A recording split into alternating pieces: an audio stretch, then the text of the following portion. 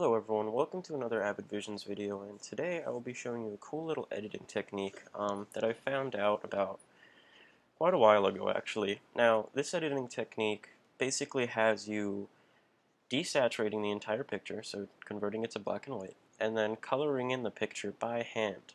It's a technique that was used on old war photographs to make them colored. Now, before I get into the editing technique, I'm just going to do some very basic editing to this picture. Just adjust the exposure a little bit, make it a bit brighter. Check where my highlights are, and because they're here in the eye where the reflection of the flash is showing, I don't really mind because I don't need too much detail there. Up the contrast a little bit because I will want this picture to be very dramatic once it's finished. And you'll see why. I mean, the colors, once I paint them in, are going to be very dramatic.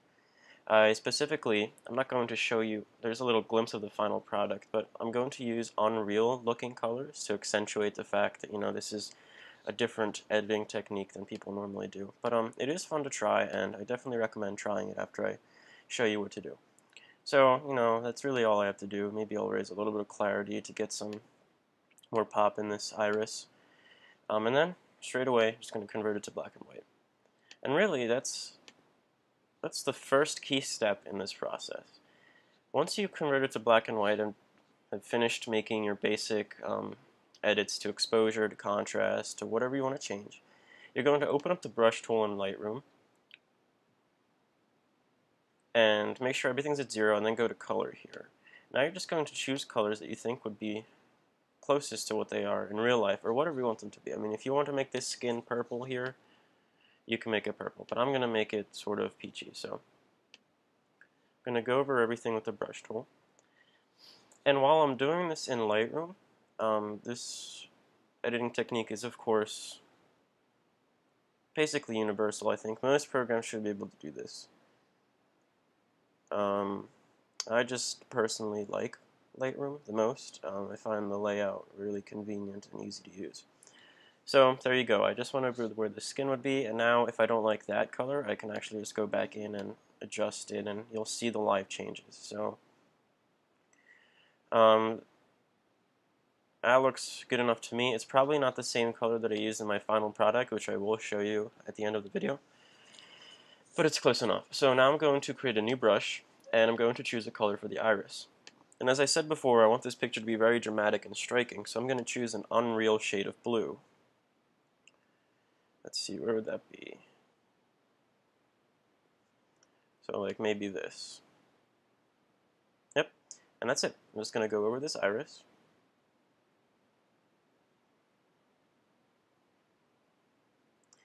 Now, when I was first editing this, one thing I didn't want to color in was actually the reflection of the flash.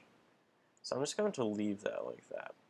And that's it for this editing technique. I mean, otherwise, besides like coloring this picture, all I did for the first time I went around and did this picture was I added a vignette to make sure the corners weren't distracting people too much. So I just went in here into effects and slightly lowered vignettes, and now more of the focus is on the iris rather than the light coming in from the corners. If I wanted it to be even more sort of contrasty and striking, what I do is I sometimes lower the exposure on the brush tool and just color in the shadows a bit more.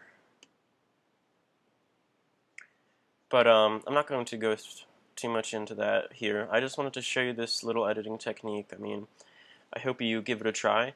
It's certainly fun on photographs that are simple, like this, where I only use 2 colors, but photographs where you have to color in a lot, let's say it's a landscape, you have the sky, the trees, the foreground, whatever else is in there, it does get to be a bit too much, and precisely coloring in everything will take you a lot of time. So I like to only use this for simple pictures, and this I thought was a great example to show. So here's actually my final product. You can see here I used a different blue, and it looks like I actually raised sharpness on the iris as well. Yep.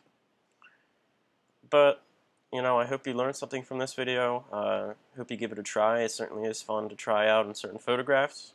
Thank you for watching.